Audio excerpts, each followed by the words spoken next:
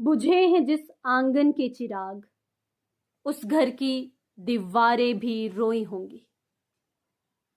खोए हैं जिन माओं ने अपने लाल, वो माएं कैसे सोई होंगी। अस्सलाम वालेकुम, जय हिंद, जय Jammu Kashmir. This is Nazia Katoch. 14 Feb 2019 हमारे इंडियन हिस्ट्री का एक और काला दिन, ब्लैक डे। 14 फेब 2019 के इस डेडलीस्ट अटैक, उस टेरर अटैक को जो कि हमारे जम्मू कश्मीर के पुलवामा डिस्ट्रिक्ट में होता है, जिस अटैक में हम अपने 40 वीरों को खो देते हैं, हमारे 40 सीआरपीएफ जवानों को खो देते हैं। आज भी हर देशवासी उस दिन को याद करता है, उनकी कुर्बानियों को याद करता है और सलाम करता है। हमारे देश के वीर जो अपने जान को अपने देश के लिए, हम देशवासियों के लिए निसार कर देते हैं, शायद ही हम उनकी कुर्बानियों का कर्ज जो है वो चुका पाएंगे।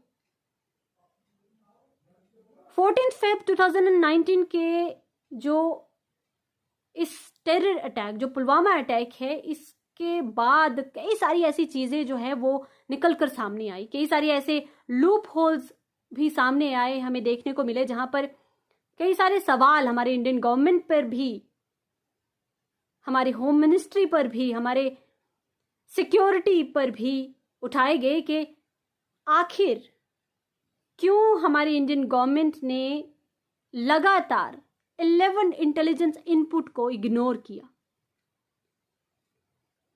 ऐसे मल्टीपल सोर्सेस से ऐसे इनपुट्स जो हैं वो दिए गए थे, जिसमें इस अटैक के बारे में जो हिंट्स हैं वो बार बार दिए गए थे, पर फिर भी उन हिंट्स को इग्नोर किया गया। इनफैक्ट जैश ए मोहम्मद, जिस टेररिस्ट ग्रुप ने इस अटैक की जिम्मेवारी ली, उस टेररिस्ट ग्रुप ने भी 2 दिन पहले, अटैक के 2 दिन पहले ही एक वीडियो जारी किया था, जिस वीडियो में ऐसे ही सिमिलर अटैक को दर्शाया गया था, जो कि अफगानिस्तान में सुसाइड बॉम्बर अटैक जो है उस वीडियो में जो दिखाया गया, और उनकी तरफ से ये हिंट दिया गया कि ऐसा ही सिमिलर अटैक वो कश्मीर में करने वाले।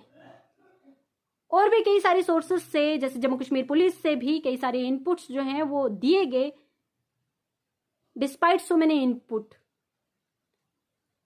सारी चीजों को इग्नोर करते हुए आखिर क्यों जो ये कॉन्वॉय थी, जो हमारे सीआरपीएफ की कॉन्वॉय थी, उसे बाय रोड जाने दिया गया, और क्यों इन इनपुट्स को इग्नोर किया गया।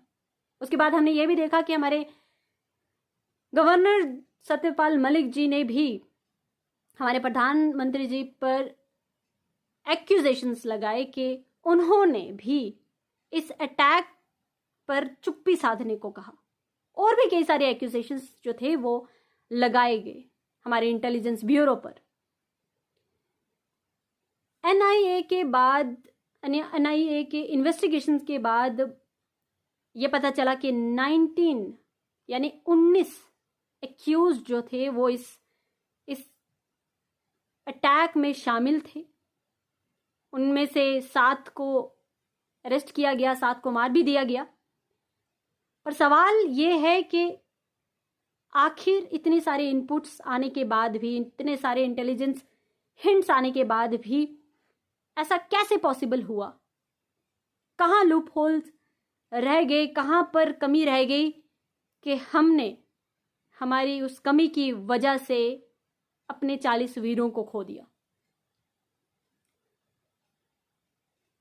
आज भी हमारे जम्मू एंड कश्मीर में टारगेट किलिंग्स या ऐसे अटैक्स जो हैं वो सामने आते हैं। आखिर कब तक हमारे वीरों को अपनी जान की कुर्बानी देनी पड़ेगी?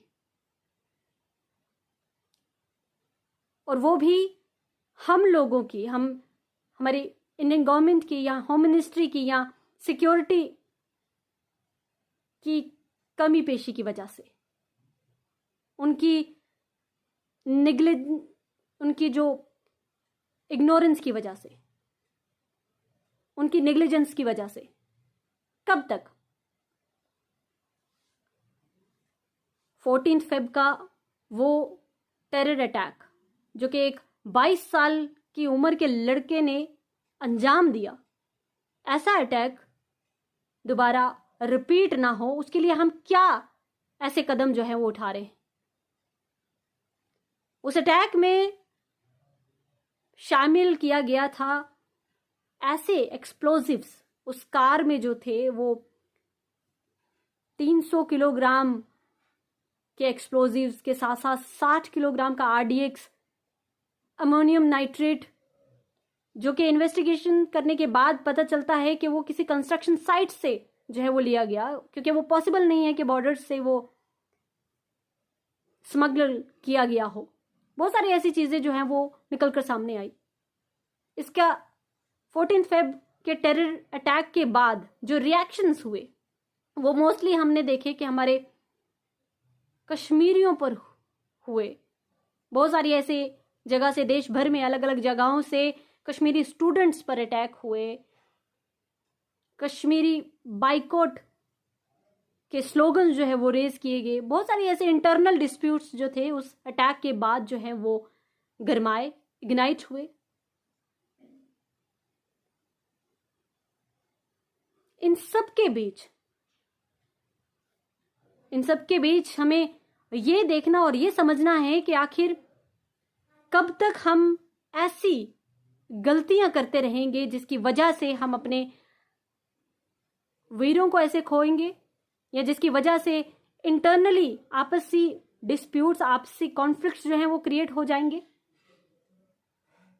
ऐसी चीजों से बचने के लिए या ऐसी चीजों को दोबारा रिपीट ना होने के लिए, या ऐसी चीजों पर जो असल में इन अटैक की वजह है उसकी जड़ तक पहुंचने में हम लोग क्या कर रहे हैं? What are we doing? Are we stopping our youth